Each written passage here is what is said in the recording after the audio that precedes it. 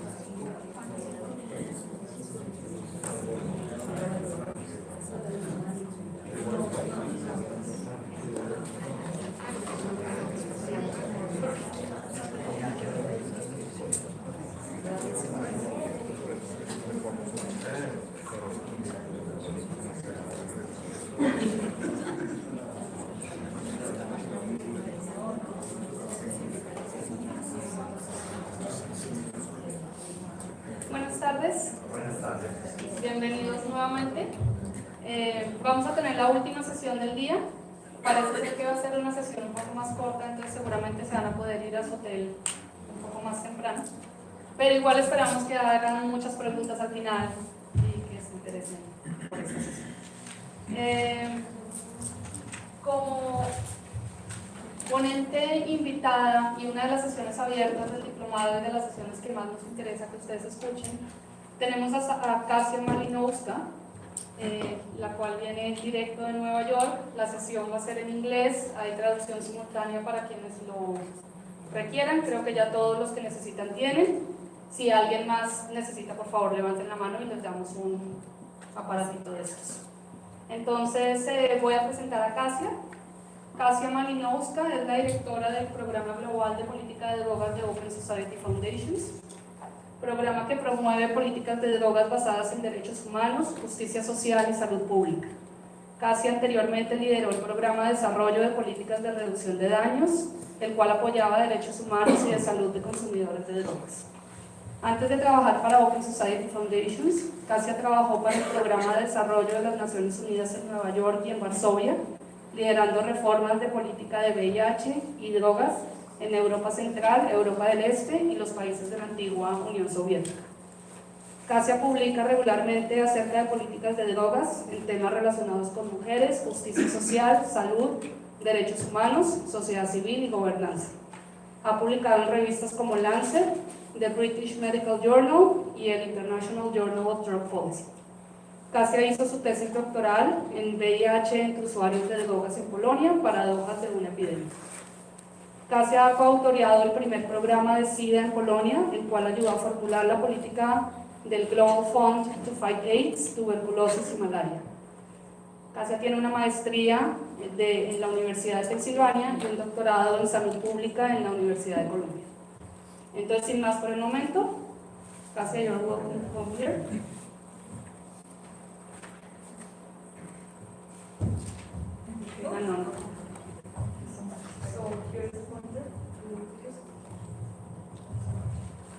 Good afternoon, everyone. I know that you've been here listening and discussing for quite some time, and the room is a little dark. If you see your neighbor falling asleep, just not so there's no snoring. Otherwise, feel free to ask questions, to interrupt me. You have heard about me. I'll just add to it that I also am a parent of 2 kids, 14 and 22. And as you can imagine, drugs are high on our agenda.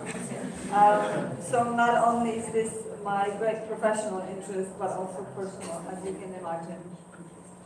Now, you know a lot about me. I don't know a lot about you. So I'd like to spend maybe next 2 minutes asking you some questions, just so I get a sense of the room. And if you can just wave to me in response. So how many people are from Colombia?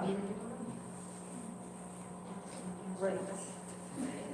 How many people are from Bolivia? How many from Peru? How many from Mexico? Yeah. How many from Mexico City? How many people outside of Mexico City? Super. How many people are from Guatemala? Anywhere in Central America? Okay. How many people, any countries I missed? Brazil. Okay, so Argentina. Okay, Venezuela. United States.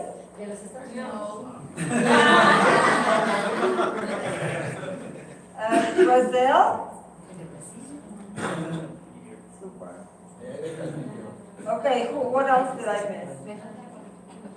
Ecuador. Okay. I asked Peru. Okay. Now, how many people work in medical settings? Okay. How many of you consider yourselves academics? Okay. How many of you work for local or national government? Okay. How many of you are drug policy reform activists? Okay, super. Okay, great crowd. And how many are from Colombia? We have journalists. Oh, okay, journalists. Great. Okay. Super. Thank you so much. So I was asked to talk about public health and drug policy, and more precisely, how drug policy impacts public health. So this is what we are going to discuss for the next bit of time. And I guess, sometimes people ask me, like, why are drugs something that's of interest to me? How did I engage in drug work? And I have been working in the space of health for many years, HIV prevention, and from broad HIV, I started to work with drug use and HIV. And so what became very clear to me that drug policy is highly problematic in a way that it gets in the way of good public health. And what I find incredibly ironic is that if you look at various UN documents, where multiple states, 152 or something equally impressive, comes together and makes agreements in the international space around drugs, that those agreements are very often have a preamble of supporting public health. So when you look at UNGA's declaration from 1998, drug-free world, we can do it. And when you look at justification for that document, and for those people coming together, it is to protect public health. if you look at 3 UN conventions, big letters explaining how the international community's concern for well-being and health of their citizens is coming together to create a drug regime. And because I am a public health professional, I got my PhD in public health, I feel particularly offended by the fact that all of those things that are happening across the globe that are not particularly positive are in fact happening with an excuse of public health or in the name of public health. So, many of you will have your own reasons for why you do what you do and why drugs are of interest to you. For me, in particular, it is because I feel that drug policy actually undermines and gets in the way of good public health. And that is what I want to spend a bit of time talking about, and also hearing from you about. So this is what it looks like in Russia. This is a person that is in the emergency room that came in because of drug-induced problems. After his health stabilized, law enforcement was called in. Now that, I'm sure all of you will agree, is not a way to deal with a health issue. And we see that connection between health and drug policy in many countries across the globe. Russia isn't the only one.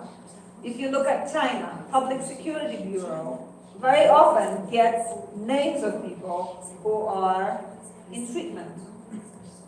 When you look at Vietnam, again, you will have lists of people who are identified as drug using, going into security bureaus. That's why people have significant concerns when it comes to registering as a drug user, for example, in Uruguay, because they don't really want to be in any sort of register, which they fear may be shared with law enforcement. So that is not the case in Uruguay, just to be clear, but I really understand the discomfort that people have when it comes to the relationship of health and drugs. So I traveled to Urumqi, which is sort of off the beaten path in China, where the minority community of China, which mostly lives in Urumqi, is Muslim. And I traveled at the time where people were sort of very excited in the public health sphere because China introduced methadone treatment.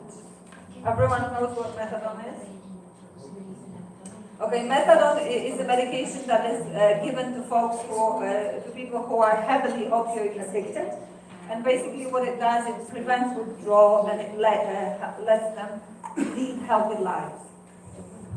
So China, in a very Chinese way, rolled out methadone treatment, which was a great success. They went from 0 programs to 1,200 within like 18 months. So in terms of rollout of services, it was obviously considered as a big success. And so in Urumqi, I sat and had a conversation with people who were drug using. And I asked, how many of you are planning to enroll in methadone program? None of them were. I asked why. And they said, why would I self-identify myself as a drug user if my name and my information could be shared with security? So I think this relationship of people who use drugs to security services is actually quite complex and difficult one. And it happens continuously. Not to pick on China, there is a study in Harlem in New York which shows quite high arrest rates around the methadone clinic. That's where cops situate themselves when they want to increase number of arrests. When safe injecting facility was opening up in Vancouver, people who are provided of those services really need to have a very concerted effort in terms of negotiating with law enforcement to make sure that police officers are not standing around the corner and arresting their clients. So all of those are examples of how criminal justice undermines public health.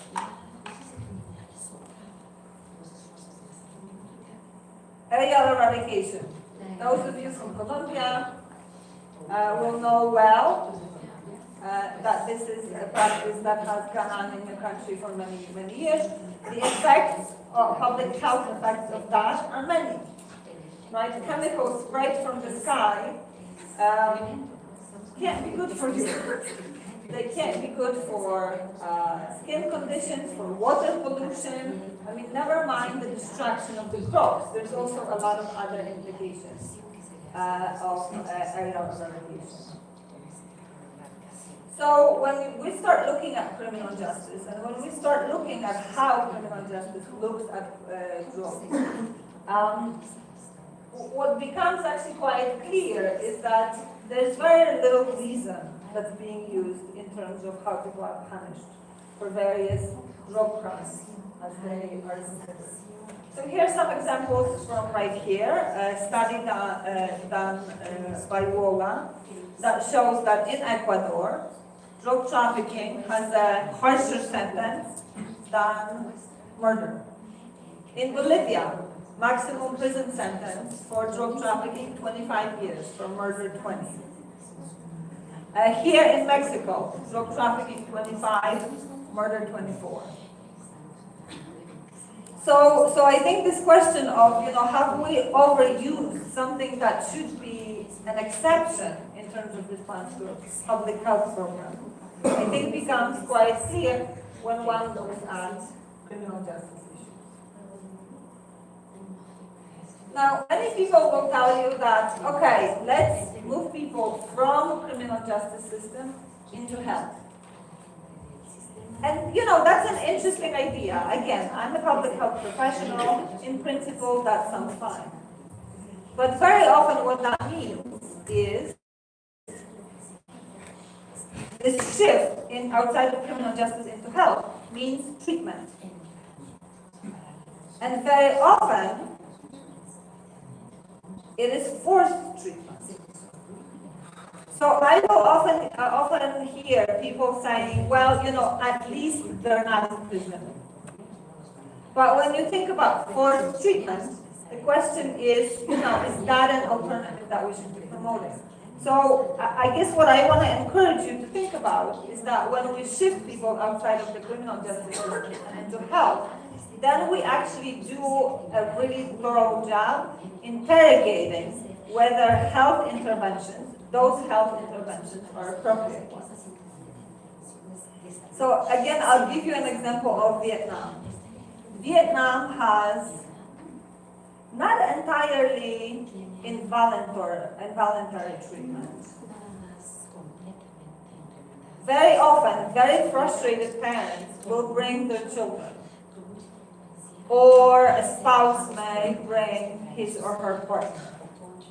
And so they, in principle, enter that system voluntarily. But once they're there, they can't get out.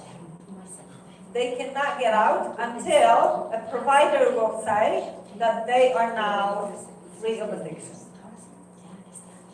Who defines free of addiction? How is that being defined? What are the protocols that the country develops to be able to let professionals make that decision? Who knows? Many of you will know that drug treatment facilities are run by evangelicals, but former drug users themselves, by various sort of social service networks, where again, what is free addiction of addiction? How do we know whether a person is quote unquote cured? So in the Vietnamese situation, the problem becomes so acute that people are there sometimes 2, 3, 4 years. Because, they had a bad morning and they mouth back, they told their counselor to, buzz off. And that's it. They're not ready to go because they're not properly socially integrated. So, these are really significant questions to ask yourselves. And think about it, because I often hear drug policy reform folks saying, okay, let's just shift people into the health system, without sort of giving some thought to what that health system should look like. So someone who is an occasional user of whatever it is, whether it's heroin, whether it's cannabis, whether it's cocaine, occasional user does not require treatment. They're not dependent. And many of us will agree, okay, that's fine for cannabis users, but if someone is a heroin user, they should go into treatment. You can be an occasional user of heroin and not require treatment for a long time, and then decide to stop on your own. You know, just like many people who use alcohol, you know, heavy drinkers, who decide, wow, you know, my life has become too complicated because of booze. I'm just going to stop. And they don't need treatment. And then there are others that do need treatment, and they need treatment badly, and they don't want to go, right? So the spectrum of sort of services that are needed by people is really wide. Harm reduction. How many people know what harm reduction is? Many people, okay. So, you know, this is accepting people where they are today. This is accepting them where they are today and not forcing them into treatment. So, you know, just generally sort of a message that I would really want you to take away is that yes, health is better than criminal justice, undoubtedly, but only if it's appropriate health. Because if you're sending, you know, a 17-year-old occasional cannabis smoker to a 2-year rehabilitation center, probably not a good idea. And we've seen that happen, you know, that does happen. And another point, and I think I'm going to come back to it a little bit, but another point is, you know, health treatment industry is just like any other industry. There's insurance money involved. There are people's jobs on the line. There's salaries, right? So, you know, it becomes a little complicated when someone tells, you know, a very worried parent that we can take care of your child for 2 years for cannabis addiction. So again, keep your eyes very open. Keep on asking questions. And it's true that health is better than criminal justice, but only if it's appropriate health. Sometimes it may be counseling. Sometimes it may be a quick intervention. Sometimes it requires substitution treatment. So let's just keep our eyes very wide open about what is needed and required. So on to forced treatment. A couple of years ago, I think our colleagues at OSF produced a report. No help, abuse as drug rehabilitation in Latin America and the Caribbean. That is downloadable on our OSF website. And so I would suggest that you do look at it, particularly if you're engaged in discussions about criminal justice versus health. So some points from that report. Not all drug use is problematic. If there's no addiction, there's no need for treatment. Does that sound true to you? Okay. The absence of prevention and care for both HIV and hepatitis C constitutes a major public health risk for people who are detained in forced treatment facilities. So again, you know, people get locked up 6 months, 8 months, 12 months at a time, and there's no treatment for really serious health conditions. You know, HIV epidemic or even hepatitis C, you know, throughout a year can advance quite rapidly. So the fact that there's no treatment for serious health conditions is an issue. And then quality of treatment among some providers is quite troubling. And again, this is an interesting group from a big part of the region, and so I'm sure you can tell me about the coercive and abusive services that are available in many of your countries. And we had a terrible, terrible, terrible news from Ecuador just recently. Diego was it 17 people? 18 people got burned to death in a treatment facility. So government really needs to take responsibility for the standards of those centers. And this is not the first such news that we hear from across the world. Actually, the first story that I followed was a treatment center for women in Russia, where again, somewhere close to 20 young women burned alive in a center where they couldn't escape because it was a crappy building with inappropriate support. The person that was taking care of them at night just left, got scared and left. Just a question, these people were burned because it was an accident or just because they meant to burn these people? Well, from what I understand, the fire was set sort of as a protest with an assumption that people will get out, right? But again, crappy facility, staff that was not responsive, property, and people burned. So any thoughts, any questions on that specific issue? You know, and just to be clear, I'm all for drug treatment for people who want it, need it, and in well-run institutions. Also, inpatient and outpatient.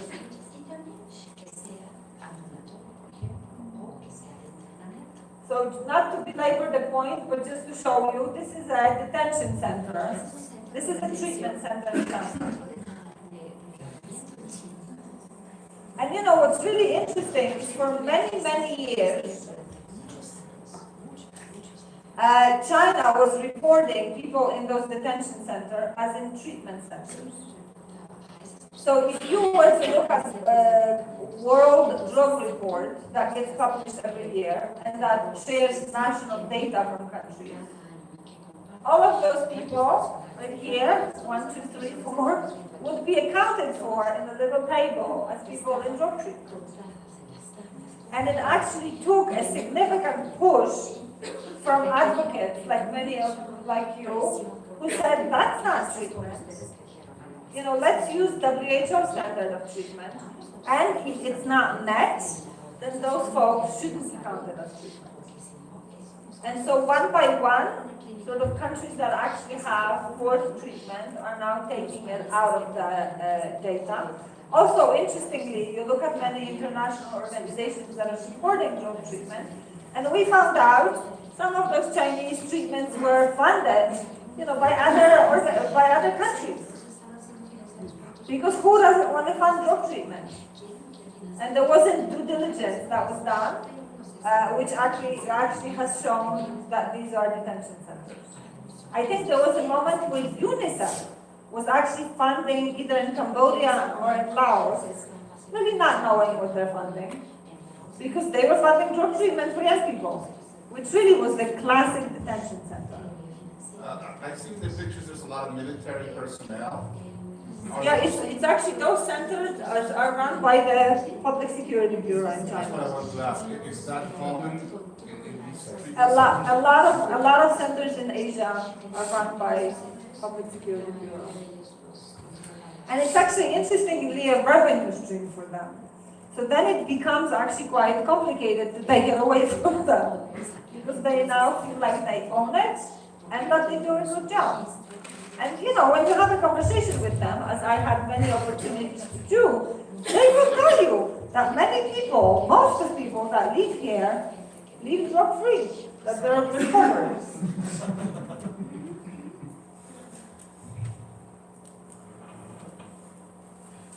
So what's another example of drug policy sort of going wrong?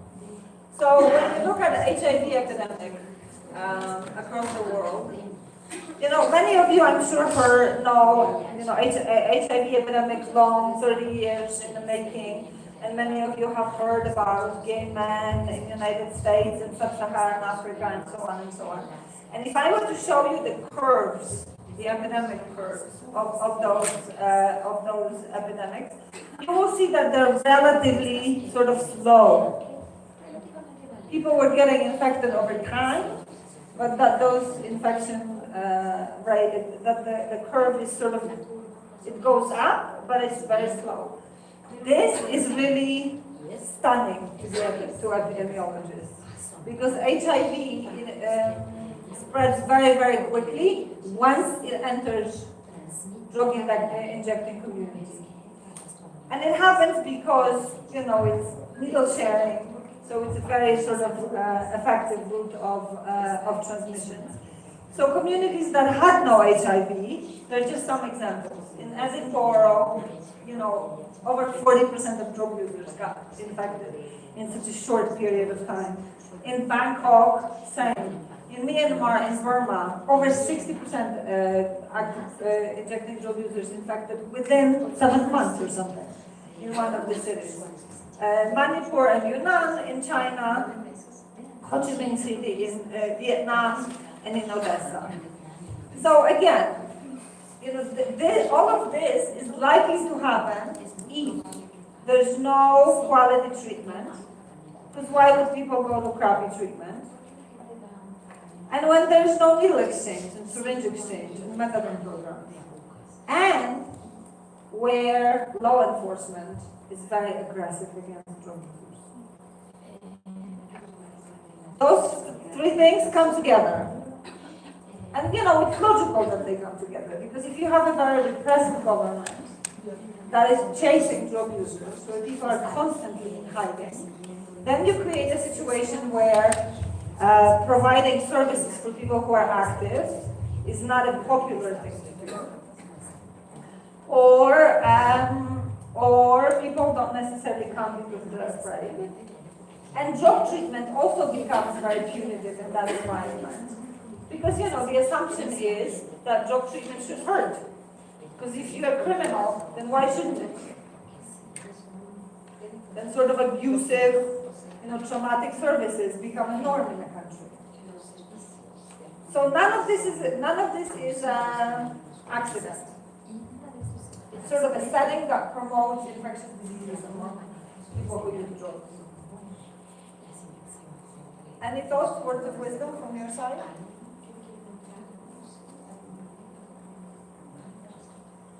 And check on your neighbors, because some people are sleeping. No, I have a more conceptual question. Sorry? I have a more conceptual question. Addiction. Like in Mexico, for example, the scientific community uses the NIDA, National Institute of Drug Abuse concept. I'm a historian, so I prepared that Bruce Alexander understanding of addiction. But do you have like a definition of addiction for your program? Right, so I usually try not to use the word addiction, I use the word dependence. And basically dependence is anything, I mean, it's a condition that you develop where use of a particular substance gets in a way with your family, social life, your work. And where you want to stop and you can't on your own. So that's sort of a WHO-ish definition of addiction, dependence. And so, you know, it's helpful to me because who am I to judge someone's drug use? You know, I don't know, someone smokes every day at night to help them sleep. It doesn't interfere with their schoolwork, it doesn't interfere with their family relationships, their girlfriend. Who am I to say that they're dependent? But if the person says, you know what, it's getting too much, you know, I wake up in the morning and I'm a little off, I should do something about that. Yeah, maybe seek some help. But I think it's a good question because parameters of how we define addiction are incredibly important because then based on that, we put services in place or not for people who need them. So HIV epidemic among drug users for me is a perfect classic example of how criminal justice approach overtaking as a priority in a national strategy creates awful, awful outcomes, and that is one of them.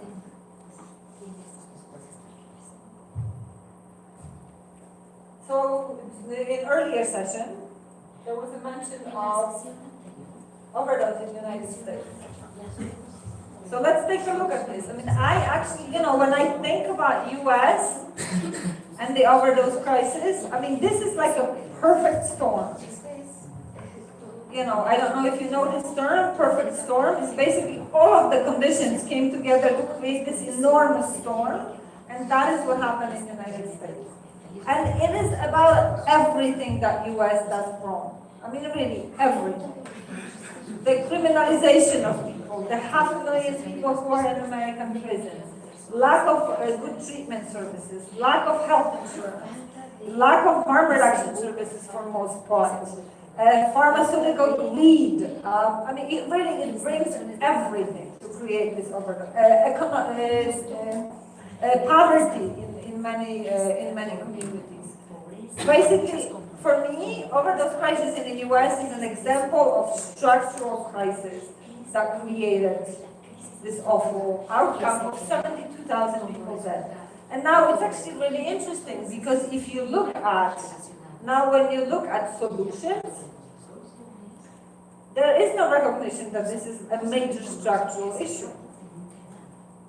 Congress very recently passed a law that Trump is very proud of because they're responding to opioid crisis. More treatment. Okay, great, but it's more treatment that's not necessarily effective treatment. We repeatedly hear how replacement therapy is the most successful replacement therapy for people who are opioid addicted. Now, you look at Florida and those for-profit centers that were created for people who are in treatment, and it is just a horror. There's now money flowing from the government pipeline for treatment. So terrible addiction treatments are being established with no medicine, no follow-up. People are getting rich, and treatment that they're offering is crappy. So there is, a big lesson learned here, other than don't create a perfect storm, is once you do, then let's start thinking about how to deal with it in a similar way. So it is about economics, and it is about making sure that people have access and insurance, and that they have someone to leave their children with if they are going to a 2-month center in Florida. And so, a list of questions is really, really long. And, I would say, if I were to make a list of, what is needed, probably 40 points. The law that was passed addressed maybe 3. So is it going to help some people? Yes, it's going to help some people. But before we actually see this stabilizing and going down, I think it will take a while. 72,000 people died of overdose last year. That is more than at the worst moment of AIDS crisis in the US. These are shocking numbers. And all we know how to do, send them to treatment. I was just doing the numbers on those 72,000 deaths. That's about 22.1 death toll per 100,000, which is pretty high. Not even the homicide rate in the United States is about 10 or 9. So that doubles the homicide rate. Yep. So it's I think it's a very important issue, meaning that it's more important than homicide. Yep. So I don't want to say what's more important, maybe, but I want to say that this is, these are some serious structural problems that created this situation. And of course, fentanyl, now on top of it, right? Coming, as you said, from Mexico or China or anywhere else, however the US wants to create that picture, is only making it significantly worse. Ahí se consideran las muertes por sobredosis por opiáceos recetadas por los médicos. ¿Puedes repetir para que atrás oigan? Que si En la presentación solo se consideraban las muertes por drogas ilícitas o, bueno, entonces eso nos podría estar hablando de la crisis actual de las prescripciones de opiáceos legales en Estados Unidos. So no, this is overdose. Esto es de sobredosis. Okay. Pero sobredosis por opiáceos legales. Overdose of opium. Okay, so here's why I won't tell you that it's overdose, that it's opium. No te voy a decir que es overdose, te voy a explicar por qué. Because very rarely will someone use just opium. Raramente vemos a un usuario nada más de opium. Very often when overdose happens, it's opioids and Xanax and alcohol. So when you have people when you have people who passed away tested, it turns out that there are multiple things in their system. We often call them opioid overdose, which I think is very accurate. Because the amount of opioids that was taken was just not enough to kill anyone. But because it was alcohol and because it was benzos together, that's what basically created caused the overdose. Any other questions? No? And I hope to be wrong. I really, honestly, from the bottom of my heart, hope to be wrong. And maybe introducing one thing or two things is going to make a major difference. But I fear that we really have created a mega perfect storm that we now are going to be undoing for years to come.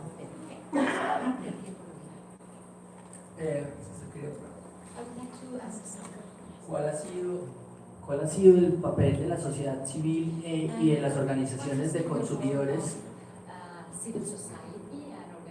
en presionar la incorporación de medidas de reducción de daños como la naloxona o los medicamentos o salas de inyección? ¿Sí se ha podido avanzar en algo? Well, right, so what has been the role? I'm a big fan of civil society. So I will tell you that they're trying as hard as they can in the current environment. Can they do more? Who knows? I mean, naloxone distribution is now actually a pretty prominent part of interventions in the US, and that includes availability, wide availability in pharmacies, and it includes Good Samaritan laws that if I call for overdose of someone who is taking drugs with me, the police is not going to ask me about my drug taking. But safe injecting facilities still are no-go in the US, and not only are they a no-go,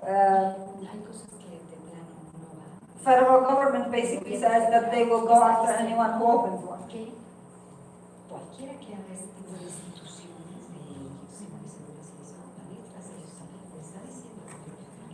And that is a very serious threat, and here's why. Because there's something that is called crack laws in the United States. You may remember crack epidemic, right? Epidemic.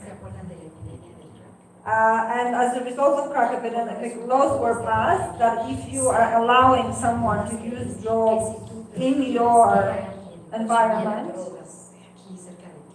the police will come and seize the building in which that happened. So imagine being a small civil society organization that wants to open a safe injecting facility. And that is a law that's being quoted as the one that they will basically take away all your assets. Casa, you were talking about a perfect storm at the beginning. I see that the progression in that statistics, it's pretty like arithmetic until 2012, 13, and after that it seems to hike very fast. Well, I'm not an expert on the sort of pharmaceutical issues, but I think this roughly is the time where opioids were very pushed by pharma and very widely available, much more so than needed. And so the problem that we created with that is that once this was noticed and doctors started to cut people off, then many people were in fact dependent. And so then they started relying on the illicit market.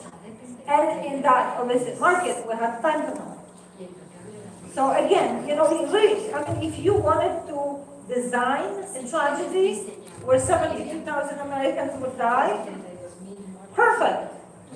Everything went wrong.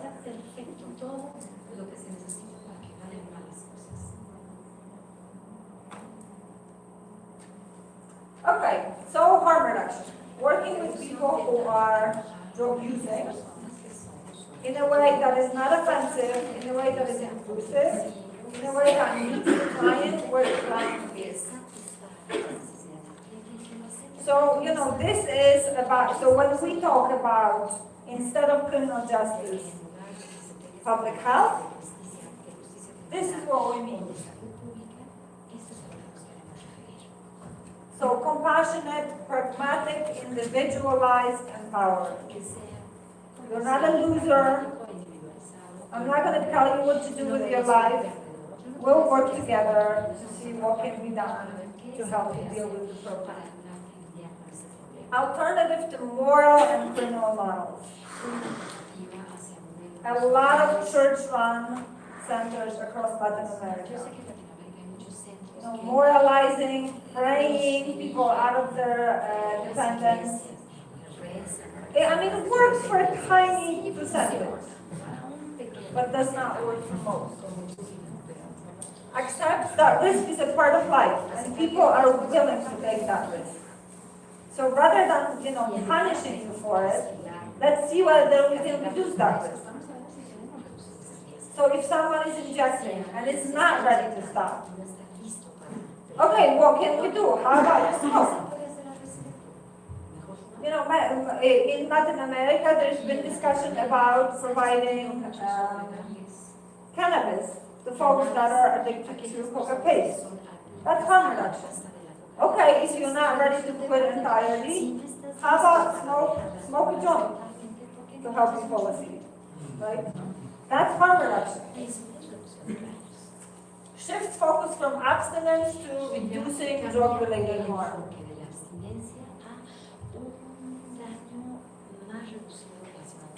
And I mean, this is sort of my favorite piece, and I'll tell you why. So as people, as people use illicit substances, they do it for multiple reasons. Shout it out. Why do people do drugs? Stress. Okay, stress, to alleviate stress. For fun. For fun. For pleasure. For pleasure. Work.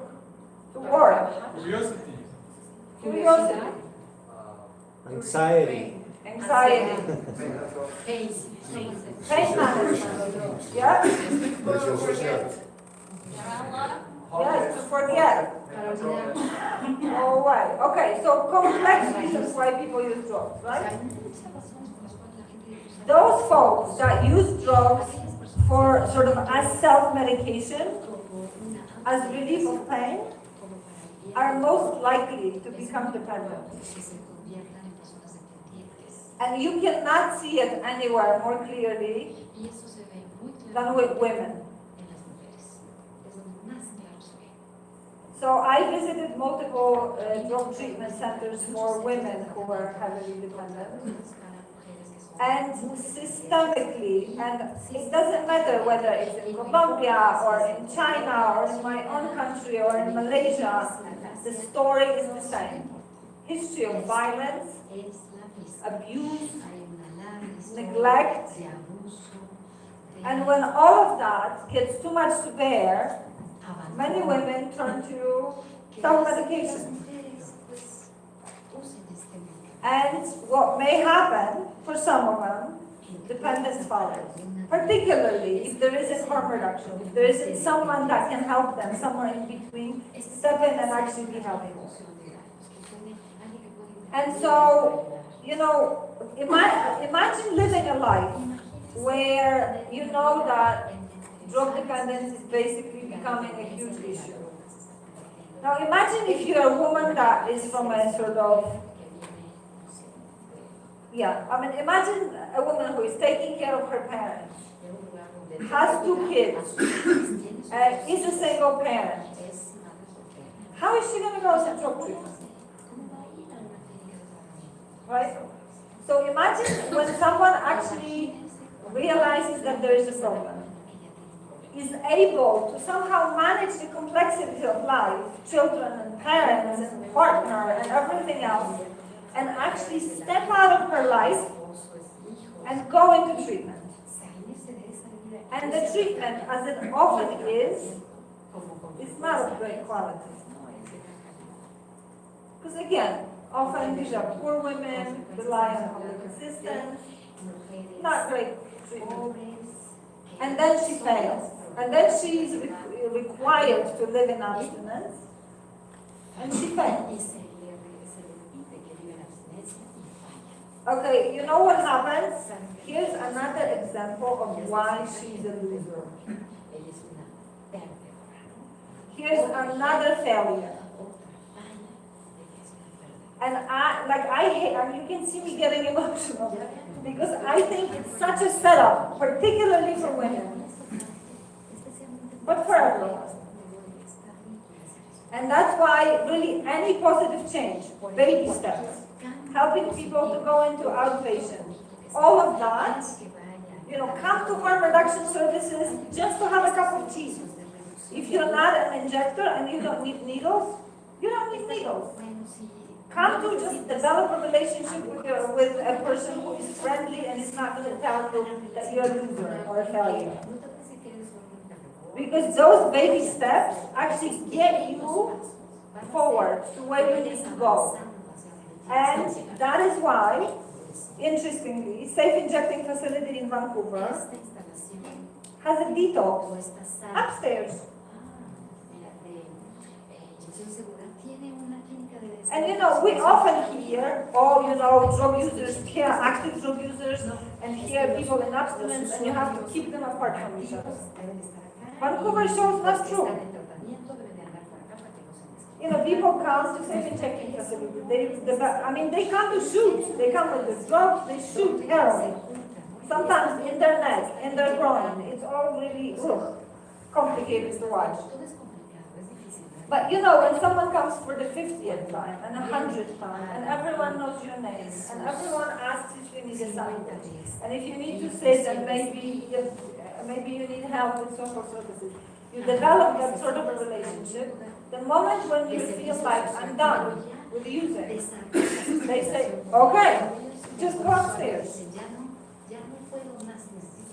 You don't have to sign up and wait for 3 months or wait for a week, or here you go. You go immediately. If there are no beds, they'll find you a bed somewhere else. But once you enter into that space, take care of it. They will take care of it. So abstinence is an incredibly complicated and harsh goal. And if you look at what happens to people, I have a number of people who are now sober, who have been through 7, 10, 20 treatments.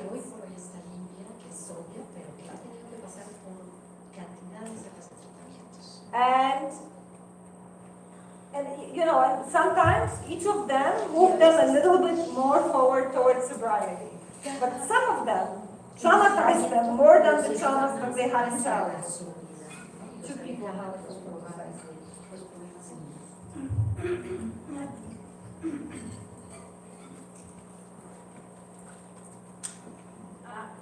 Buenas tardes. En relación ¿escuchan? Sí. En relación al tema de las mujeres, se sabe que hay más criminalización y estigma, tal vez doble o triple, por cuestiones sociales y culturales.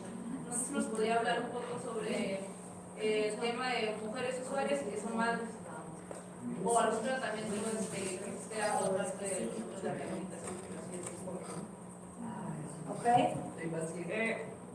The experience with drug show us that a lot of treatments replicate domestic violence between the users and the family. And how adoption treatments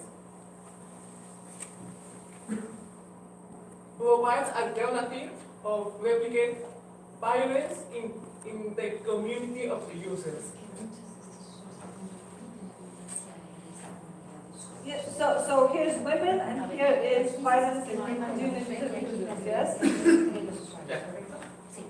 And the third one, also on treatment? También sobre Yeah, well, about.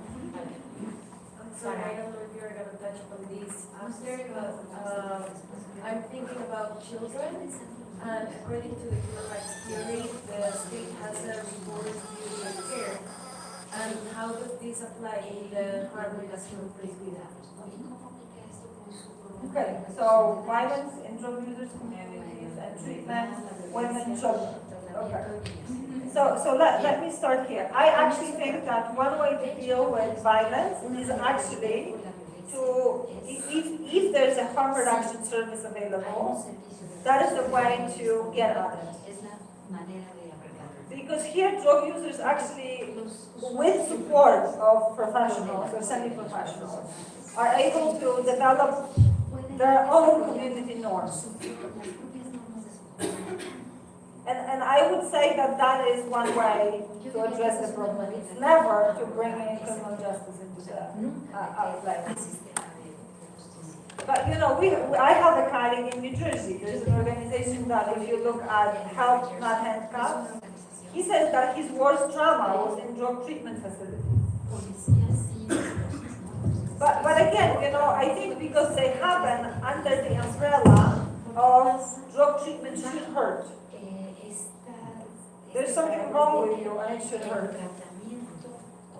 And if that's how we think, you know, some violence in treatment facilities is not going to bother anyone.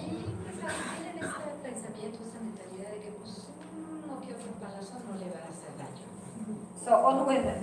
So I think, you know, when it comes to treatment for women, I would say on demand, as close to home as possible, as flexible as possible, and if possible, for women only.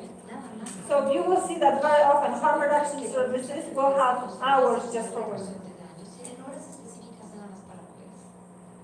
You will see that drug treatment facilities actually accommodate, you know, you can come in immediately after you drop off your kid at school at 8, and you go home at 2:30, because that's when your child comes from school.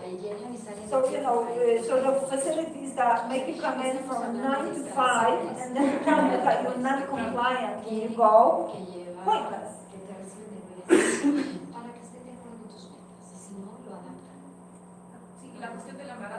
And what about pregnancy? You know, I would say that if someone is opioid addicted and pregnant, my first response would be to see whether they need methadone. You know, I mean, this is a really important point to keep in mind, and it's very counterintuitive for people. Because, you know, often you think, okay, you're pregnant, you should stop using drugs. That may actually be the worst thing you can do. Because if your body is literally physically dependent on a substance, then just stopping it is really not a good idea. So again, sort of use harm reduction principle to help the person reduce their drug use slowly. Maybe you know, again, don't shoot, smoke. Maybe start, see what cannabis does for you. Maybe very slow tapering off of heroin is a good idea. But you know, I would say that nothing is worse than being on the streets and hustling for drugs. If we can help, you know, if we can help limit that or reduce it ideally, that's the greatest thing. Everything else we can only work with after the baby is born. Now, you know, it's interesting because, well, then the baby is going to be born and they yeah, you know, but there is a protocol. It takes maybe 3 weeks to a month where you slowly, right, reduce intake of an opioid that the baby might be getting tiny amounts. And there are plenty of studies that show that it's not the drug that harms the fetus, it's the lifestyle that harms the fetus. So if you have no food, no prenatal care, you know, if you have to hustle for drugs, sell sex, your partner beats you, all of those things are bad for the fetus. Drugs is the smallest problem there is. But often, you know, it's sort of mind-blowing. People just think you should just stop. Well, sometimes you should stop if you can, of course. But often you can't. And children. Well, okay, so the state has responsibility to take care of the child. That is all the state has responsibility to do, right? No one says state has responsibility to take away that child. And I think the problem is that we interpret state having responsibility to care for a child equals take it away from the mother. And I mean, we see that a lot in the US, right? Where women are drug tested during childbirth. I mean, imagine the craziness. And then the kid is taken away and the mother was jailed.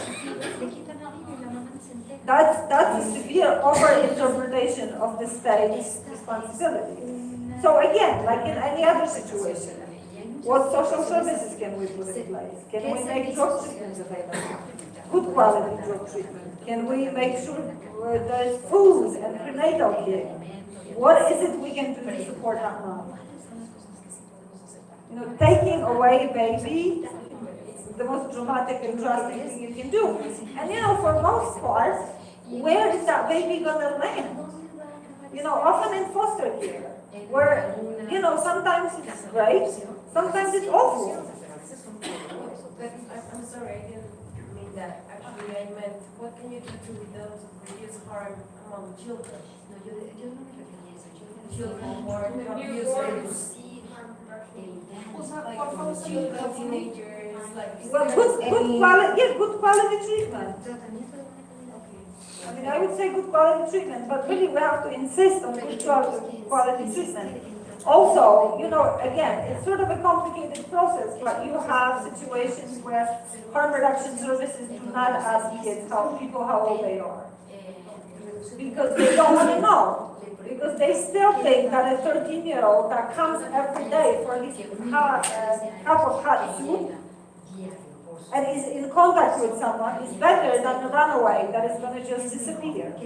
So often harm reduction, low threshold services will just not ask how old. Because once they know, then there's a whole slew of actions that they have to take. Okay, last question because I have nothing to say. Con respecto al tema de los niños, yo quisiera agregar que muchas veces lo que ocurre es que a los niños no se les empieza a hacer la evaluación de qué tipo de consumo hay, sino que rápidamente identificamos que está consumiendo y de una catalogamos que no, ya va a ser un adicto, va a tener una dependencia, y muchas veces lo que hacemos es cerrar una puerta. O sea, no hay posibilidad de diálogo, de entender qué está ocurriendo con él. Nosotros acá tenemos un programa de intercambio de jeringas, hemos tenido menores de edad, o sea, chicos de menos de 18 años que están inyectándose heroína. ¿Qué hacemos? Indagar. Él va y nos pide jeringas, le damos jeringas. Sí, nosotros no damos la sustancia, valga la aclaración, la heroína en Colombia es ilegal. Pero ¿qué ocurre? ¿Qué es legal en Colombia? La heroína es ilegal. Pero ¿qué ocurre? Si hay alguien que ya está consumiendo, lo mínimo que necesita es una atención y que se le pueda orientar. Entonces nosotros le brindamos eso, pero primero indagamos pues realmente cuál es el tipo de consumo, cuáles son esos hábitos de consumo, cómo lo hace, cuándo lo hace, quién siente, porque hay muchas otras variables ahí. Y tenía una inquietud y es, ¿dónde encuentro ese protocolo de tratamiento para los bebés con las mamás embarazadas? I'll send it to you. Te lo mando. So, you know, one thing that you can do yourself is look up an organization which is called National Advocates for Pregnant Women. Esa organización, National Advocates for Pregnant Women. And they have a lot of resources. Tienen muchos recursos. And actually they may have some in Spanish Creo que because es en español. they work. Yeah, because they may actually have, translation of this. So. Okay, so let's go down the list. Veamos la lista. So shift the focus from abstinence to reducing harm, harmful consequences, and sort of recognize that harmful consequences are a continuum. So you're just basically moving people away from the most harmful drugs and administration to as less harmful as it is possible, rather than abstinence.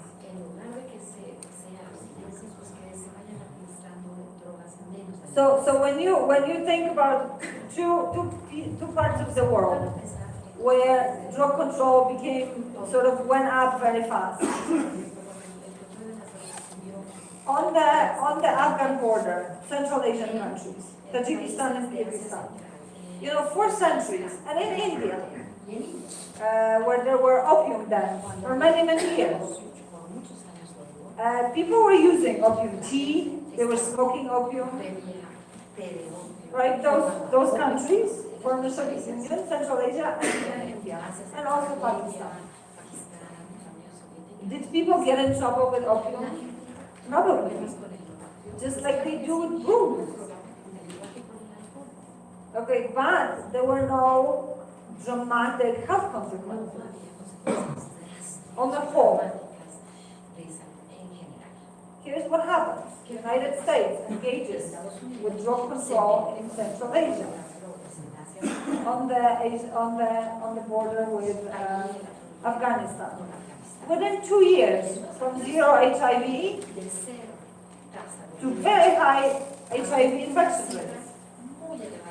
Why? Because people stopped smoking opium.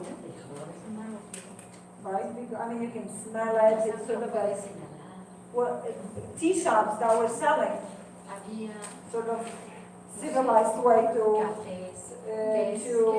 have opium tea all closed. Those that were truly dependent started injecting heroin because that was the only thing that was available. HIV followed. So this is an example of anti-harm reduction. This is where criminal justice and law enforcement basically causes public health crisis. Same thing in India, in Mumbai. Opium dens were actually something that was in existence not that long ago. And then drug control became a major issue. All of those opium dens got shut down. Again, those people that were dependent turned to something else. Right? So all of those are examples of sort of anti-harm reduction. So again, small incremental positive steps are considered success. Abstinence may be the best outcome for many, but not I'm not going to say that word, but not a must. Start where people are, low threshold, challenge stigmatization of drug use and drug users, understand them within their frame of reference, not your own, build on people's strengths, and collaborate on setting up treatment. And you leave treatment, not for you, you didn't fail treatment. Okay, you gave it a try. And back to a harm reduction program. Without shame, without feeling traumatized.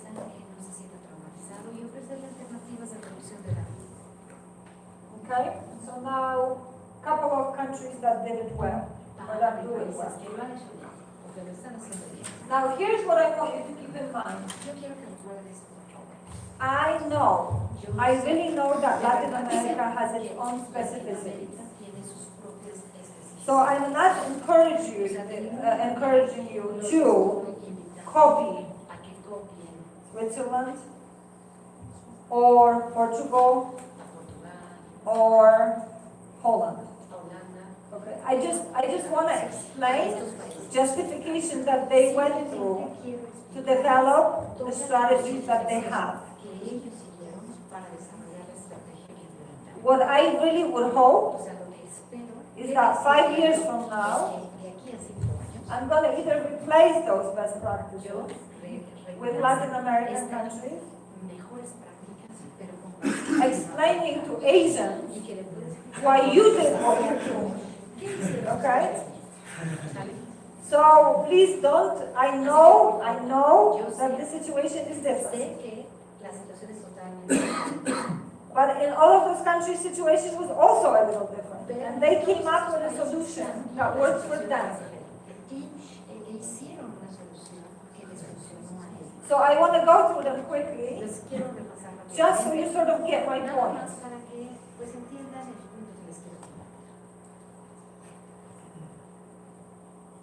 So Switzerland, very quickly. Late 80s, very prohibitionist country, a large open drug scene in Zurich and few other cities. You know, in the parks, people injecting. So here you have, you know, fancy bank with, you know, a lot of international money, and outside in the parks, here's what happens.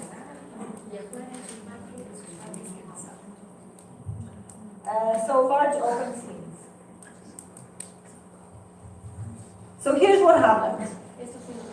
One of the people that actually Diego and I have a bit of a relationship with, good drivers, was the president of Switzerland, where a lot of those changes taking place.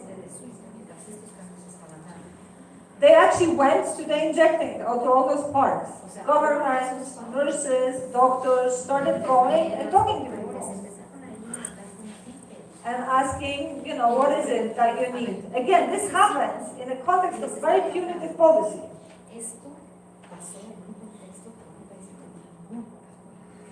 And so those folks that started going to and talking to people in those parks were asked, right? So what is it that is needed? They were given a voice in public policy space.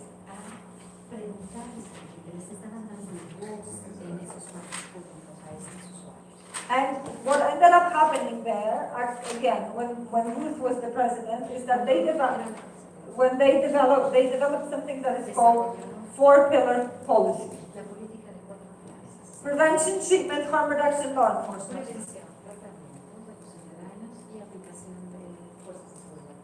Now, many of you will look at it and say, all of our countries have 4 pillars. And you're probably right. Now, this was many, many years ago. And if you look at the budget, and this is the key, all of those pillars are well funded. Okay.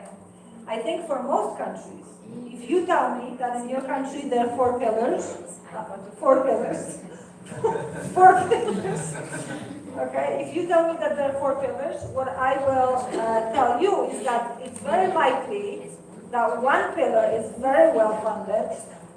Which one do you think it is? Law enforcement. And everything else is a toothpick. And that is mostly, maybe prevention is a thicker toothpick.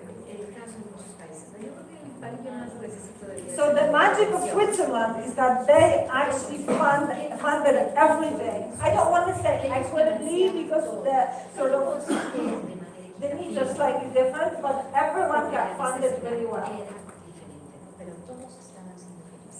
So here's what ended up happening. Rapid increase in access to low threshold substitution treatment. So out of those folks that you saw in the park, 18,000 out of 25. Just think about it. 18,000 out of 25 are in methadone treatment. That is mind-boggling. That they were able to go up this fast and offer treatment to people. And then those that didn't do well on methadone treatment, because they just didn't do well. They were offered heroin treatment. Again, with the assumption that it's better that you get free heroin from the government in a clean setting than you hustle on the street. So roughly 2,000 people, somewhere between 2 and 3, are in heroin maintenance programs. Oh, and by the way, this is an injecting facility. So you get your heroin, I see you, get your heroin and go and inject. Okay, so you have this, as opposed to the part that you saw before. So actually, Switzerland has the highest rate of people in treatment. I mean, people who need treatment in treatment. So that is sort of their revolution. And you know, again, this is very Swiss. I mean, no one has any doubt that this is very Swiss. So, what I really hope for every single of your countries, come up with a solution that works for you. But you know, in a country that was very conservative, and still is politically very conservative, and in a country that was very conservative punitive when it comes to drugs, this was a huge decision that they took. Bring everyone inside and offer them what it is that they need. Okay, we have a question here, someone, here, and on top. So where did the Swiss government obtain? Where did the Swiss government obtain the heroin? From pharmaceutical companies. I mean, the Swiss pharma supplies them with heroin. Clean, you know, purity, you know, no one overdoses. Yes.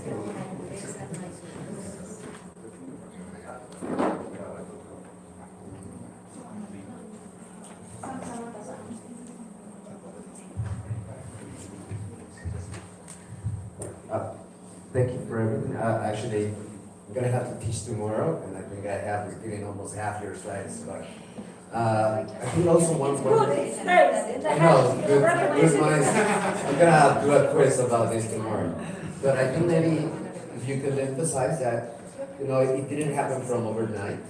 Like the Swiss government also tried for many years to clean out the streets, time and time again, until realized that it was not a viable solution. Right, so when thank you for that. So when I say punitive drug policy, I mean punitive drug policy. So there weren't any efforts to lock people up and so on, and all of them. I mean, what did happen as a result of cleaning the streets is that it actually pushed people into those spaces, into those parks. So that is a Swiss solution to the problem. Now, I want you to hear me well, because people sometimes somehow manage to understand me, and though I'm saying that out of 25,000 people, 20,000 are on heroin maintenance. No, 18 are on, I mean, at that time, 18,000 were on methadone, and those that didn't do well went on to be on heroin.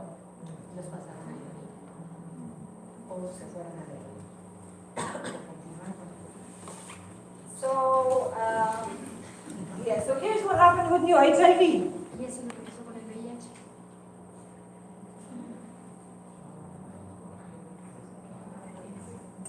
Nicely, new rates of new infections went down.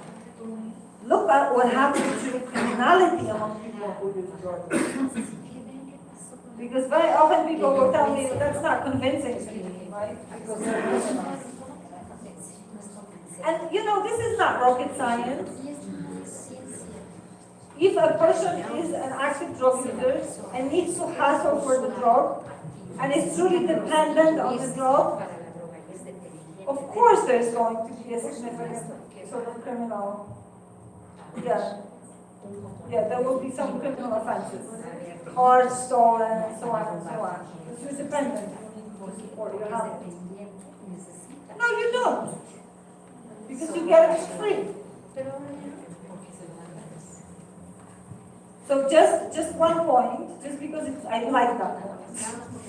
Because it shows how we don't know much and sort of make policy from assumptions.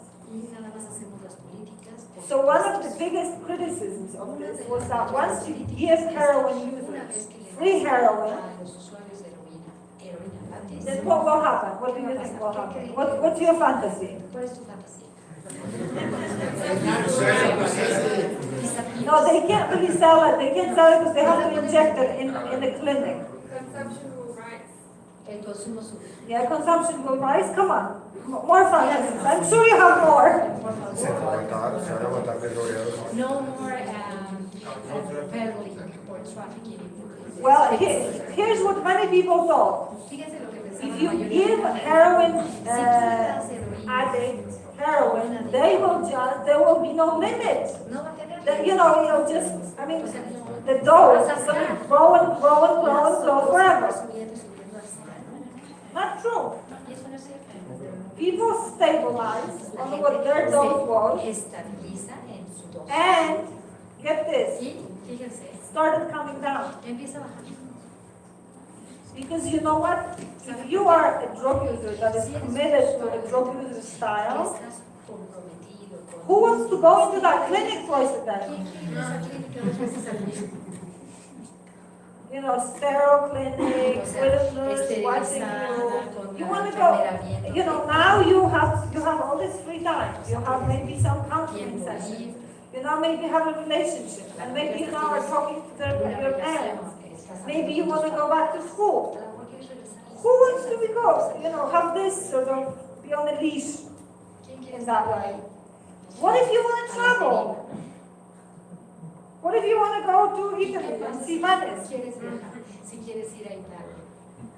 So basically what ended up happening is people started to reduce. And that was like the biggest wow, because none of the researchers predicted that happening. Everyone's assumption was, what are we going to do when someone doubles or triples their dose? Did not happen at all. So it sort of shows you, how little we know and how we just function on assumptions. Yes.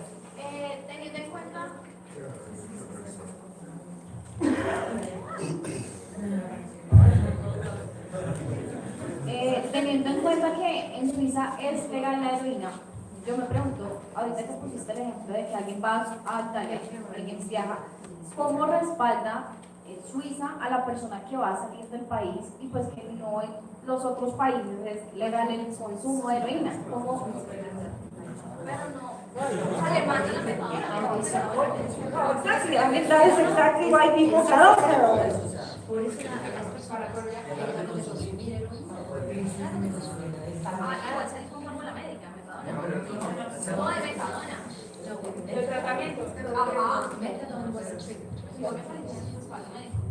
So if you are on heroin treatment, you can't take it out of the country.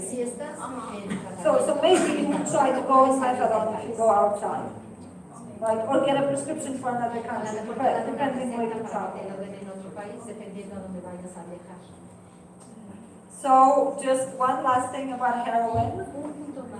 When I was in Zurich, sort of touring various folks that were responsible for various parts of drugs portfolio, I actually wasn't planning to go to heroin maintenance program.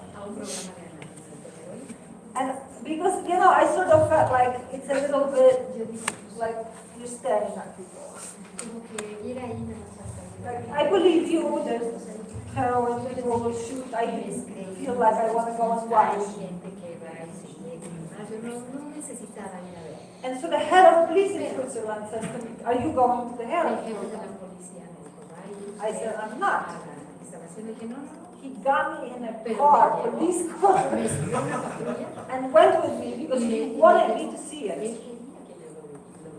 Because for him, it's the most genius thing that his government has done to help the police.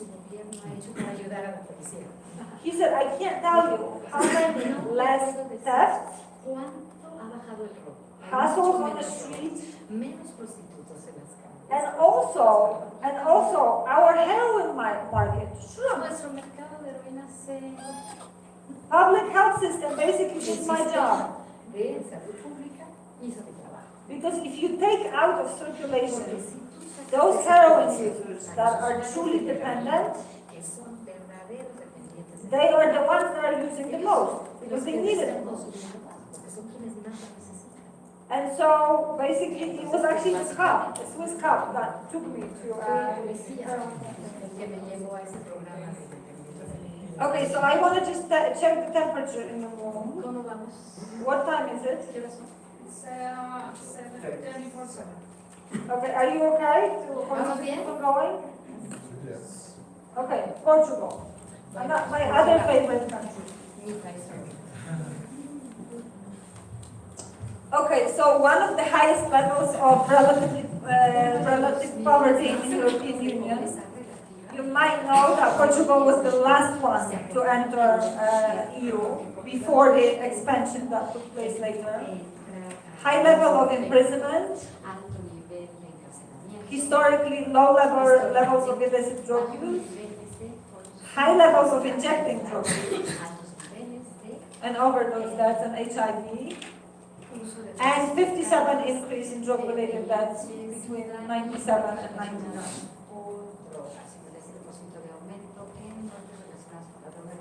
So, you know, a country of 10 million people, very Catholic, very conservative, with a drug problem.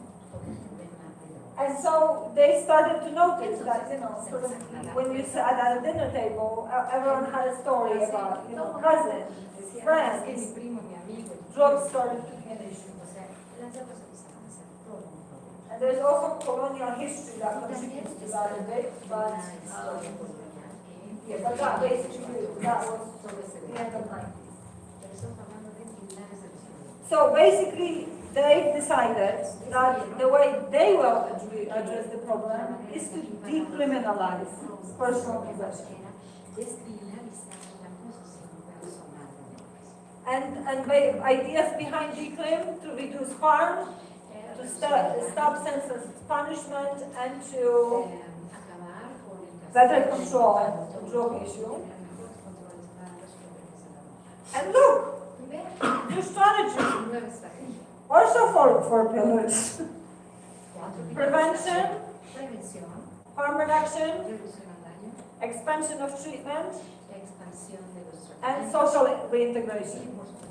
Now, we talk a lot about decrim in Portugal, but this is actually quite interesting. Because the government actually earmarked a significant amount of money to help people sort of reintegrate. So drug treatment people were responsible for helping people find jobs. And they had a budget that if you hired someone that just came out of drug treatment, they would give you a year worth of salary for that person. Because their idea was having people stop and not go to jail, not good enough. They need to also find a job. And so this is how Portugal addressed its problem. They also developed something that is called a threshold table. And their threshold table is roughly 10 days of use. So if you are stopped by the police with 25 grams of cannabis, 5 of hashish, 2 of cocaine, grams of heroin, 10 pills of ecstasy, no criminal sanctions. If you want to argue with those quantities for 10 days, that's okay. I know the average quantities.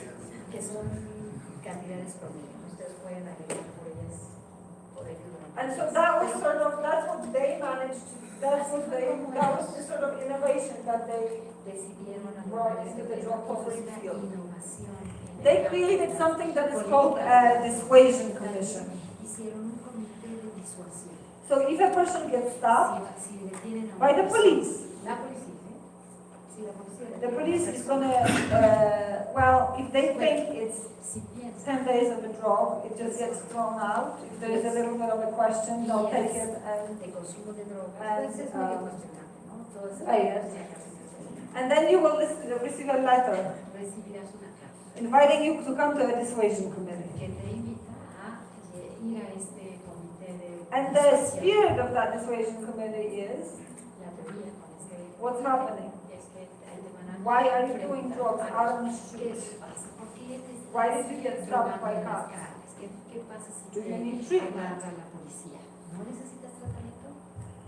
Is there something that you think we can help you with? ¿Hay algo en lo que te podamos ayudar?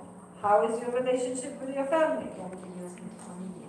Are you in school? Are you working? Yendo a la escuela, estás So basically, they try to assess your needs. Trata de hacer una evaluación. And if they think you need treatment, they will encourage you to go to treatment. Tratamiento, te invitan, te alientan a que vayas a tratamiento. Now, life gets more complicated when you get stabbed 2 times, 3 times, La 4 vida se va times. complicando si eres reincidente, si te reciben 2, 3, 4 veces. Because it does sort of raise a question, why? Like, why do you need to be out in public doing this? And maybe you indeed do need treatment. Es la necesidad de estarte drogando en la calle, a lo mejor sí necesitas. Or if you have no need to comply with the law and you're basically defiant and smoke in the open, No quieres seguir then you la could ley get a fine. y estás retando constantemente a la ley, bueno, pues ahí sí. So basically, that is their sort of idea of dealing with drugs. Portuguese. Now, here's why I want you to sort of take it with a grain of salt. Again, this happened 20 years ago, just like Switzerland. Como en Suiza. So many people argue that dissuasion commission, it's still a little too controlling. Pues es muy controlado. But I think it's important to put it in perspective historically, because when they were doing it, they really were pioneers of drug policy reform. With a lot of criticism, INCB, other European countries were looking at them, International Narcotic Control Board. Instancias de la And so again, this was a process of negotiation controles fronterizos. between various parts of the government Una negociación and prisons and componentes police del gobierno, la and policía, health. And this is what they came up with as a solution for them. y esa es la solución a la que ellos llegaron. Expansion and treatment. You know, very often people felt like, well, if there's no Pues mira, si, if there's no sanction, si no hay why would sanción, I go into treatment? ¿para qué voy a tratamiento? Again, wrong. Está mal. They actually expanded a number of available treatment slots, Muchas and look, the numbers of people in treatment went up. expansión de tratamiento y aumentó el número de gente en tratamiento. And each country, when you sort of look at its story, Cuando ves shows you how, you know, we often make policy based on assumptions. consecuencia, las políticas se diseñan basadas en Once you provide free heroin, people are just gonna, there's, you know, the doses are gonna skyrocket. las dosis. Once there's no punishment, no one is gonna go to treatment. None of that is true. Y nada de eso ha sido cierto. And so that's why, you know, if you think about solutions for your own community, for your own country, do not just take off the table ideas that some people may think are crazy. Que algunas personas piensan que son Because look, those crazy ideas work. que vean, hay ideas locas que funcionan. They just have to be given a chance. Simplemente es cuestión de darles una oportunidad. And I think when it comes to drugs, we have a very narrow window of what we're willing to do. Una ventana muy angustita de lo que estamos dispuestos a hacer. Okay, so again, HIV, VIH, nuevamente. yeah, HIV infection rates down. ¿Cómo va? What, I missed one slide. Let me Hay just una have a nota de look. positiva. Okay, so the basically reduced burden of drug offenses in criminal justice system, that's no surprise. No es sorpresa que se redujo. Reduction in prevalence of injection drug use. También se redujo la prevalencia. Number of overdoses fell almost by half. La cifra de sobredosis bajó casi la mitad. Increased amounts of drugs seized by the law enforcement. Aumento en la cantidad de drogas And actually reduced drug use among adolescents. se redujo el consumo de drogas entre adolescentes, de drogas ilegales. Okay, any quick thoughts about that? And then we go to Holland. Comentar algo al respecto, ¿tienen alguna pregunta? Creo que sí, si no, nos vamos a I have a question related to the consumption in prisons. I don't know if these countries make some kind of program related to consumption in prison, because it's also a hotspot of drug consumption. Drug consumption In prisons. or in prison? Mhm. In Portugal? In these countries, or do you have an idea if there is a kind of program related to drug consumption in Anywhere. prison? So there is actually, Germany has needle exchange in prison. Bueno, Alemania tiene intercambio de agujas en prisionales. I think the countries that have managed to deal somehow with drug consumption in prison are those that acknowledge that it exists, De drogas y de consumo de drogas en rather than pretend that it doesn't exist, and offer services the same way as they are offered outside. Whether it's methadone or other forms of treatment, or some countries in Europe, Spain, Germany, a couple of others, actually offer needle exchange programs. les ofrece, por ejemplo, este intercambio de agujas. Just to share, I work as a psychologist in a prison, and I try to implement one program of harm reduction, but the director, they didn't want it, because if I have a program of harm reduction, then I'll be saying that there is drug in prison, there shouldn't be, so it's really hard, at least in Brazil it is. No, there's no drugs. I think that's the usual answer. Okay, so on to Holland. So here's some background. What they really got at in the discussions and preparations for the changes in their law is that there is acceptable risk and unacceptable risk when it comes to drug use. And so they basically decided that cannabis is acceptable risk and other drugs are unacceptable. That was their calculus, that was their decision making. Also, assumption that giving young people criminal records, not a good idea. And in that spirit, in 2080, first coffee shops opened in Amsterdam, Rotterdam. So that's well over 30 years now, close to 40 years ago. And that was their proposal. Self-injecting facilities and white methadone Switzerland. Declaim, dissuasion commissions, Portugal. Coffee shops, Holland. How many people have been to a coffee shop in Amsterdam? Okay, so what you may not know is that owners of coffee shops buy from illegal dealers. So it's actually, and again, now look, this is 1980. They were complete mavericks. And they were really afraid that the international drug control is going to go after them. So they basically said that coffee shops are like little magic places where illegal cannabis, once it enters, becomes legal for the consumer. And this is how they dealt with the international drug control issue. Now there are discussions about how to change that and how to grow and purchase locally. Now, here's the problem, or maybe differently. What do you think would be a problem with that approach in Holland?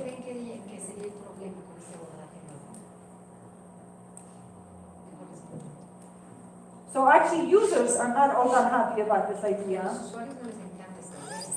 Indeed, local produce would be more expensive than maybe the ones. Okay, so the key here is locally produced. Yeah, it would be more expensive. How? Yeah, but how are you going to buy Afghan hashish? And how are you going to buy Moroccan something else? They're so used to the variety that they don't want just that one. And that's what becomes a problem. And you know, it's a little bit of an issue of how this is going to happen. But the discussions are underway right now. For everyone else outside of the cannabis users, low threshold services, consumption rooms, needle exchange programs, and as you can see, virtually eliminated injecting drug use and lowest rate of problem drug use in Europe. Again, like in the other cases, the assumption goes, if people can use legally, they will just be stoned all the time. Right? That was the fear. That was what everyone was saying. You look at number of problematic drug users in Holland, very low. Also, if you look at all of the neighboring countries, Italy, Germany, Belgium, France, yeah, you know, all the neighboring countries, you can't quite see them up. Actually, their drug use is relatively low. I think it's because it became normalized. So the problem that they do have is now that there are no borders, is, you know, in border towns, German kids, driving in, buying pot, driving out. So the traffic that is now, that has now accumulated in border towns, that is a problem. Because kids from those other countries want their cannabis, but not because Holland has a cannabis problem.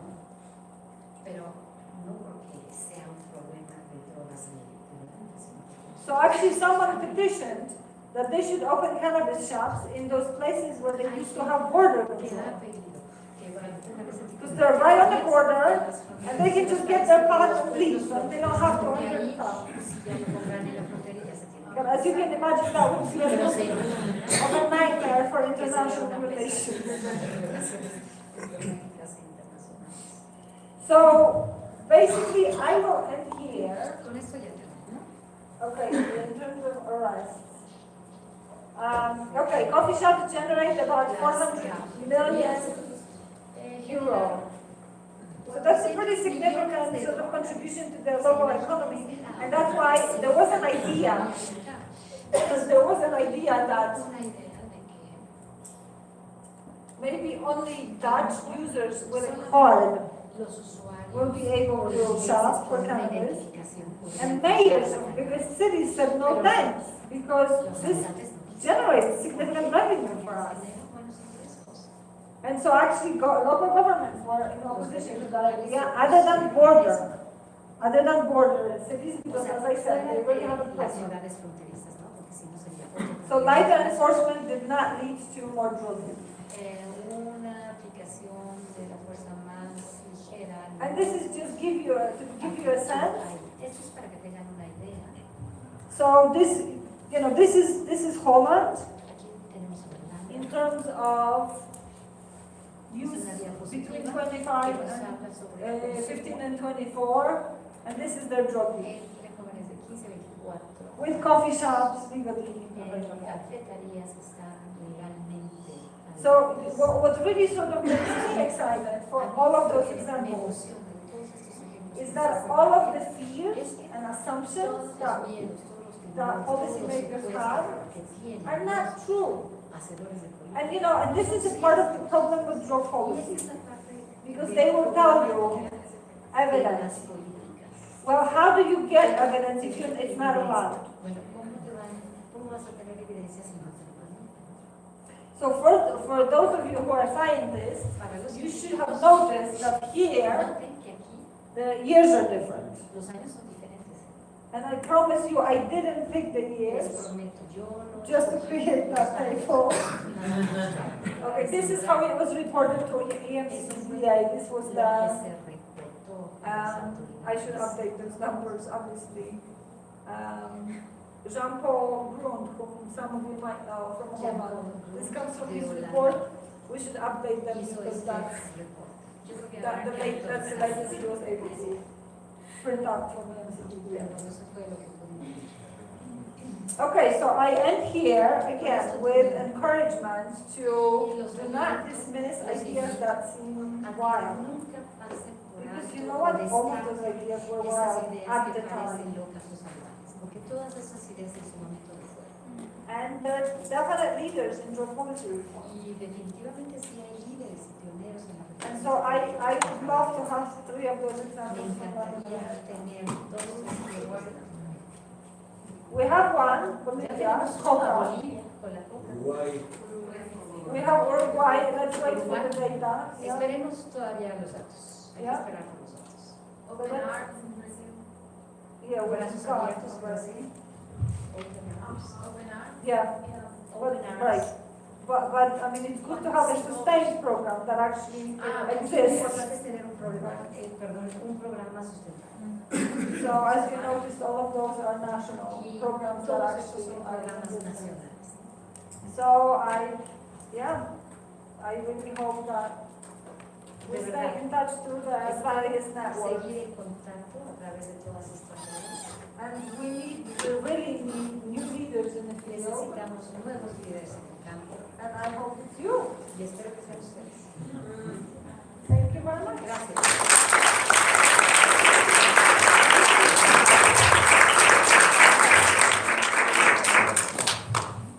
Creo que tenemos espacio para algunas preguntas, no mucho, tal vez 2 o 3 preguntas. Por favor, esperen a que llegue el micrófono para que todos podamos oír.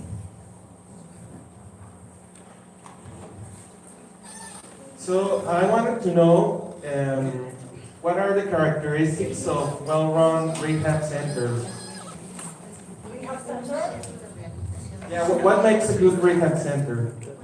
Live in rehab center. Yes, a place where you live. Yes. Not in our inpatient program. Yes, an inpatient program. Yes. Okay, so inpatient program is going to be, first of all, voluntary. Second of all, it will allow access and communication with family members, with others, people that are important to you. It will have a medical staff that will be able to assess you for Hep C, any other medication, and actually provide those medications. And also we'll have a psychiatrist that will evaluate you for depression, anxiety, and allow medicines for that if needed. Limited in duration, so people go 2 months, 3 months, whatever is agreed on, and then midpoint evaluate whether longer time would be useful. And have multiple modes of treatment. So, you know, there are people for whom AA and NA is a great tool. Hay gente para la que AA? doble A. Y narcóticos anónimos también son una gran herramienta. And there are others for whom it's not. Y a otros para quienes no. There are people who do really well with individual therapy. And others who have such huge anxiety that being in a group freaks them out.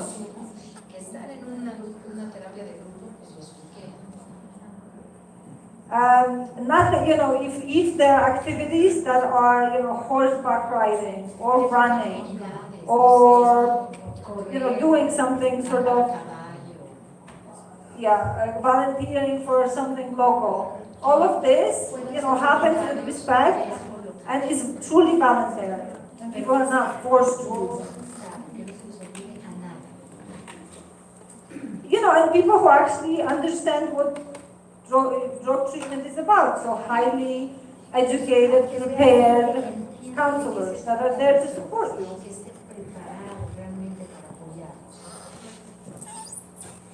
I think if we start there, we're good. Because, my ultimate goal is that person that comes out of there does not come out further damaged. And if some people actually do recover, that is great.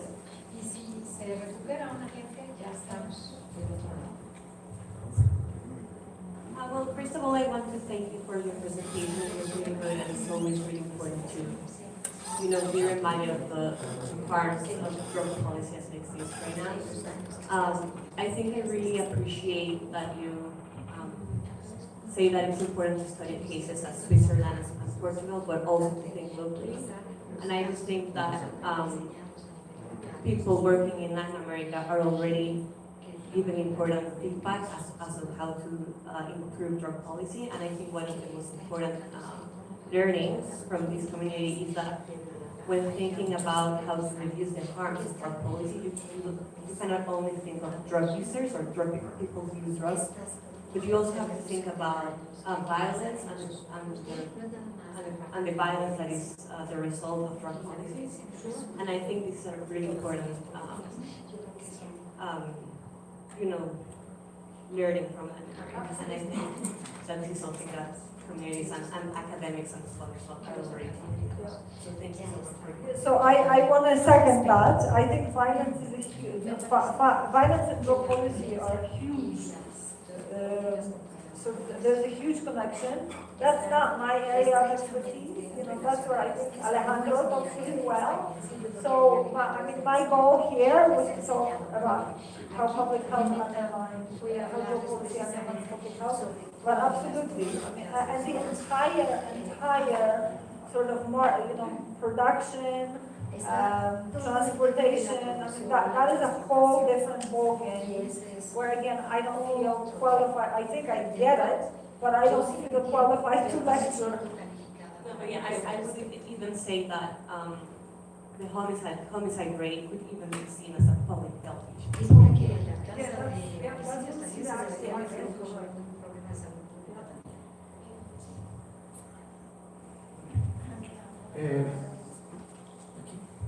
Hablando de opciones de tratamiento en diferentes lugares de América Latina, se han empezado a usar plantas de poder y experiencias de cambio espiritual como forma de tratamiento a la adicción. Un grupo indígena de Sonora usa la glándula de una rana para tratar de sacar de la adicción a las metanfetaminas a sus miembros, o por ejemplo el uso de la ayahuasca en Sudamérica como método de tratamiento a la adicción. ¿Sabes de cosas similares en algunas otras partes del mundo, o en el programa han tenido experiencias similares en Asia o en África o en algún otro lugar? So yes, what can I say to that?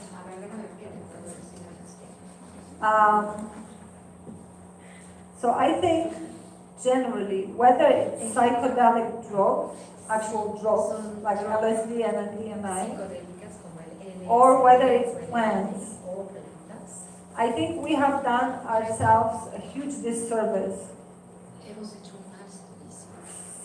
for basically making them illegal, because we haven't studied them. So I have no doubt, just sort of logically, that, coca leaves would probably be a great help for someone who is having trouble with stimulants. But we don't know. Ayahuasca, it can be such an intense experience. Again, how do we study? I'm not exactly sure. But I think we now took a break in the scientific world of 50 years of studying MDMA and LSD.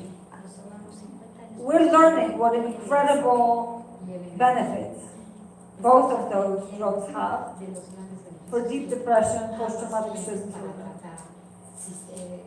Just imagine how different the world would be for so many people who are struggling with those conditions if we had 50 years of science to back us up.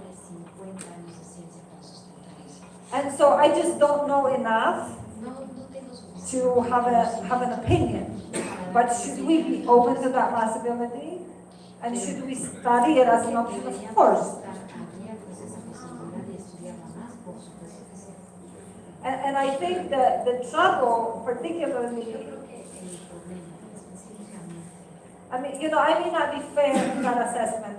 I'm a Polish person who lives in the US, who comes to Latin America, and every time I'm here, I'm sort of blown away. And one thing that I'm blown away by is how disrespected indigenous communities are.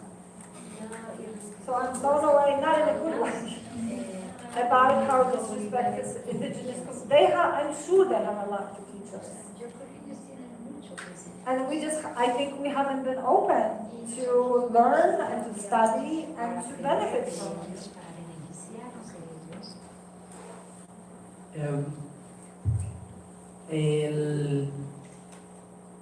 La transformación de las políticas públicas también se hace con el lenguaje y con el cambio de términos. Así como ya no hablamos de adicción, sino que hablamos de consumo dependiente o problemático, ¿cuáles serían en este momento como los principales términos o categorías que deberíamos empezar a desmontar o empezar a resignificar en la construcción de un nuevo debate de salud pública en temas de drogas?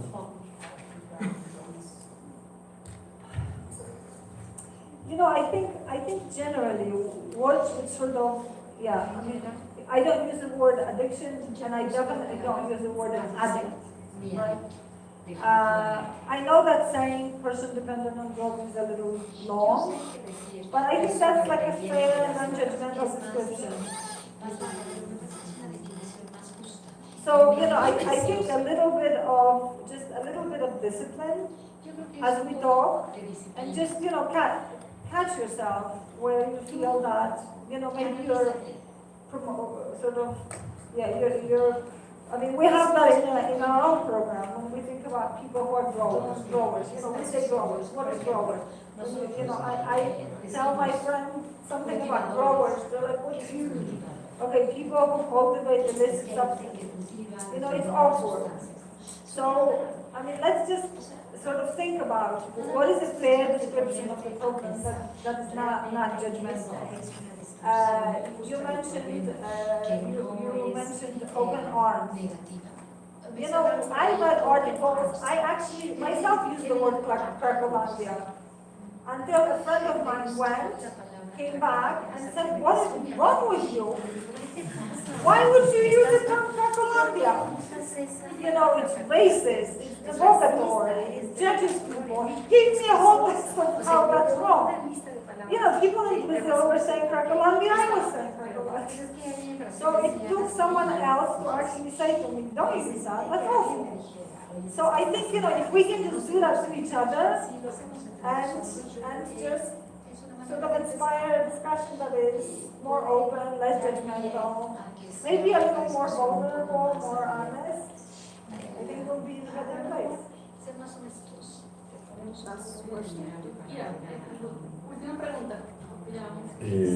Bueno, quería preguntar, ya que nos presentaste algunos modelos de reducción de daño en heroína, ¿qué ejemplo, qué modelo nos podrías hablar de reducción de daño en crack, en cocaína, que es un tema muy fuerte, digamos, en Colombia, el uso del bazuco o el crack?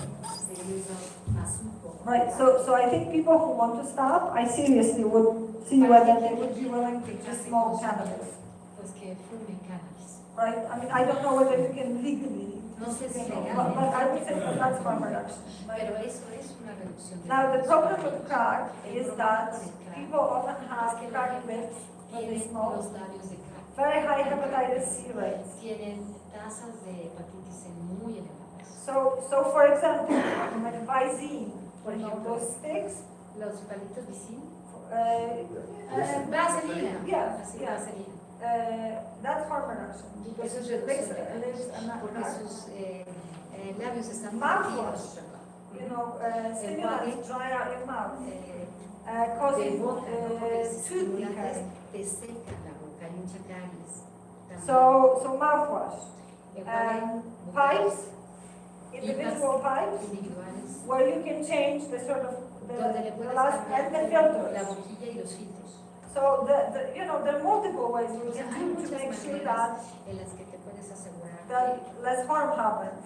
que se dañan menos. And again, if you think you can encourage people Y si from, piensas que puedes shifting to alentar another drug, or you don't have to shift from one to the other. no tienes que Just cambiar de reduce una a otra, por lo menos reducir and smoke pot in the evening. y fumar un Sleeping churrito more. en la noche, vas a dormir más. Nosotros Food. tenemos, All of those Todas things. esas cosas son reducción de daños. nosotros con una alianza que tenemos con un centro en Bogotá, lo que les da muy bueno, no es un porro para que se fumen, pero sí gotas con extracto de cannabis para que puedan dormir y no salgan a delinquir en la noche.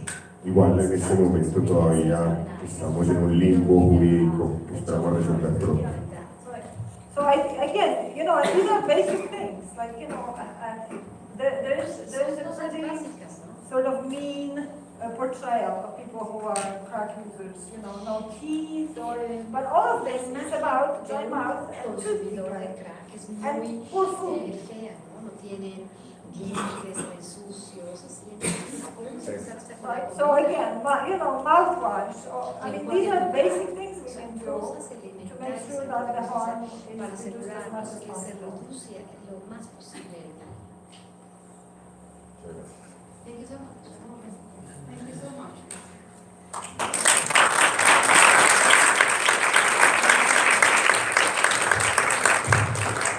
Buenas noches a todos, creo que ya... ¿Cómo? Nos vemos mañana a las 9:30 como que había primero. Y los que tienen aparatos no se vayan.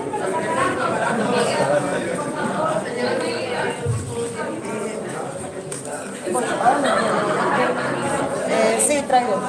Pero tengo que llevar a...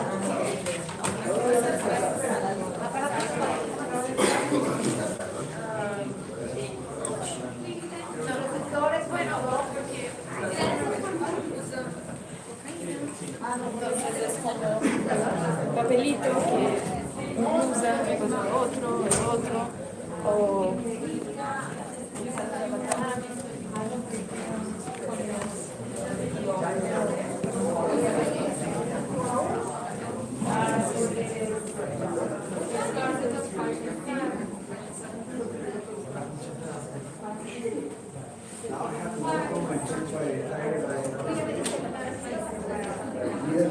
No, you can just say, hey,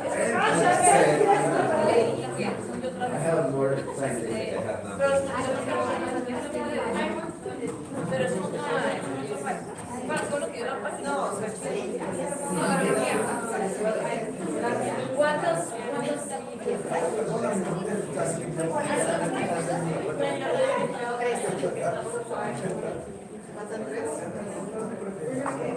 Faltan 3 aparatos, por favor, que no se les olvide. Ahí va.